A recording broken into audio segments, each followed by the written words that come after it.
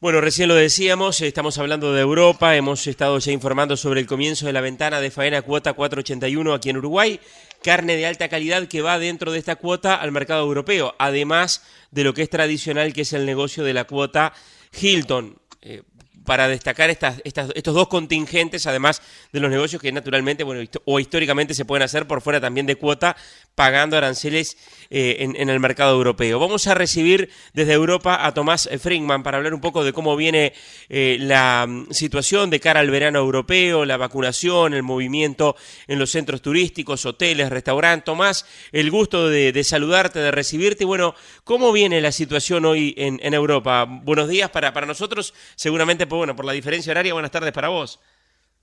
Así es, buenos días para ustedes, buenas tardes para mí aquí en Bruselas, la capital de la Unión Europea. Bueno, Europa entra en una visión nueva, optimista, en una visión de lo que se llama la normalidad responsable. Europa comienza a prepararse para el verano, como tú decías.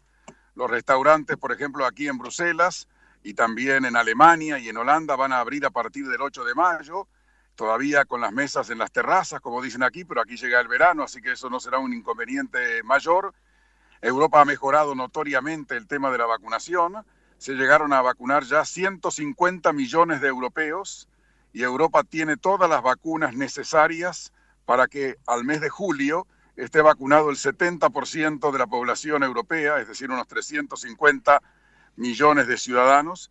Y simultáneamente Europa está preparando también el certificado verde de vacunación digital para que la gente pueda viajar entre los 27 países de la Unión Europea ya con libertad y con las seguridades necesarias a partir del mes de junio. Quiere decir que aquí, en Europa, los importadores de alimentos, entre ellos los importadores de carne, ya están pensando seriamente en que viene una nueva etapa, que viene una nueva temporada y que van a necesitar carne de buena calidad porque van a abrir hoteles, restaurantes de primera categoría, paradores turísticos, se van a volver a abrir las playas. Quiere decir que Europa se está preparando y apuesta en gran parte a hacer recuperación económica al turismo. Un turismo que estuvo afectado en Europa durante los últimos 18 meses, con un golpe muy duro a todo este sector. Y bueno, uno ya está viendo los preparativos. Hoy estaba caminando por las calles de Bruselas y uno veía los restaurantes haciendo limpieza, preparando las mesas, preparando las terrazas. La gente está ya con un buen ánimo, pensando en que comienza esa normalidad responsable. La vacunación va muy bien, el virus va a seguir, hay que estar atento, hay que seguir con medidas de precaución, pero Europa camina hacia esa normalidad responsable. Uno ya puede ver fotos hoy, por ejemplo, de Grecia, que abrió sus restaurantes en el día de ayer y tuvo una masiva concurrencia en todos ellos. Bueno, quiere decir que son buenas las perspectivas.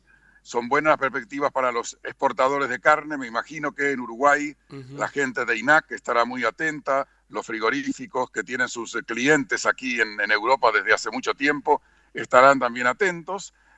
Los temas de los precios todavía, ustedes saben, la situación de los mercados es buena, los precios están en una situación razonable, pero evidentemente en todo esto está la negociación sobre cuáles serán los precios con los cuales Europa va a comprar carne de primera calidad ya a partir de fines de mayo, comienzos de junio. Bien, bien, Tomás. Esta es una muy buena noticia, entonces, el avance de la vacunación, las perspectivas para el verano y el movimiento de turistas. En el comienzo y en la presentación del contacto contigo hacíamos referencia, bueno, al tema arancelario, a las posibilidades de mejorar el acceso en Europa, y está allí el tema que sigue en agenda Mercosur, Unión Europea. España le dio un nuevo impulso al tema, o le dio un impulso importante en estas horas al tema Mercosur, Unión Europea. ¿Cómo se ve esto hoy desde Bruselas, desde Europa? ¿Qué posibilidades hay de encaminar este acuerdo, en definitiva, que lleva tanto tiempo, ya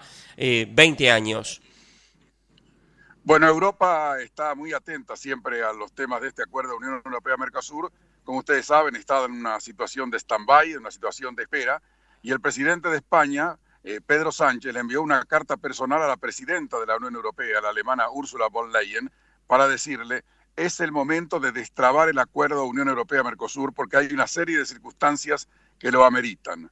Una de esas circunstancias es que Portugal tiene la presidencia de la Unión Europea en este primer semestre del año Y bueno, Portugal con España son los dos países de la Unión Europea que quieren que el acuerdo se apruebe y que tienen una misión positiva frente a América Latina. Entonces, el presidente español le dice a la presidenta de la Unión Europea: es momento de que Europa le presente al Mercosur una propuesta concreta, un documento anexo al acuerdo que permita tener las garantías medioambientales que Europa quiere para que el acuerdo pueda llevarse adelante. Le agrega el presidente de España que él ha tomado contacto ya con los 4 países del Mercosur y que hay una buena voluntad de todos de recibir ese documento de la Unión Europea y poder estudiarlo lo más rápidamente posible. Incluso ya la presidenta de la Unión Europea le encomendó al responsable europeo de comercio y al responsable europeo de políticas verdes, los comisarios Timmermans y Dombrovskis, para que elaboren ya ese documento para que pueda ser presentado primero a los 27 Estados miembros de la Unión Europea y después al Mercosur. La novedad que tendría este documento, para que sea viable, sería que tenga una cláusula suspensiva. ¿Eso qué quiere decir, Martín? Quiere decir que el acuerdo va a tener una cláusula suspensiva. Si alguno de los países del Mercosur no cumple con las condiciones medioambientales que exige Europa, queda automáticamente suspendido del acuerdo Unión Europea-Mercosur, pero el resto de los países siguen actuando con el acuerdo como está previsto en su texto. Esta es una novedad. De todas maneras, en Europa hay, por un lado, el tema medioambiental, que tiene un nombre de país y un nombre de presidente, evidentemente, que es Brasil, y es el presidente Bolsonaro, con los temas de la selva amazónica, de la deforestación, de los cuidados que tiene que haber en ese sector. Pero simultáneamente hay en Francia, concretamente en Austria, también aquí en Bélgica, en Países Bajos, un fuerte lobby del sector agropecuario que se opone al acuerdo en esta situación y en estos momentos post-pandemia. Ellos consideran que será una competencia muy dura para el sector agropecuario europeo. Y bueno, vamos a ver cómo se sigue adelante con esta propuesta de España, qué va a hacer la Unión Europea, si va a hacer ese documento, si ese documento va a ser aprobado por los 27 países de la Unión Europea, por los jefes de Estado, y después se lleve al Mercosur. La otra novedad positiva en este impulso que le ha dado España, el tema Unión Europea-Mercosur no estaba en la agenda de la Unión Europea desde septiembre del año pasado. Nunca más se trató.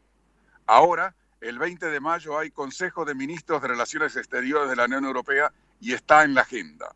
Quiere decir que, a pedido de Portugal, él tiene la presidencia europea, quiere decir que el tema vuelve a estar en agenda, vuelve a estar en discusión, que también es bueno. ¿Será fácil? No, será un camino difícil, pero por lo menos hay intenciones políticas, concretamente, y diplomáticas, de reflotar este acuerdo tan interesante. Sin duda, sí, bueno, y vamos a estar, por supuesto, nosotros atentos a las novedades que surjan allí en Europa. Tomás Frigman, corresponsal de Carve en Bruselas, Europa, muchas gracias.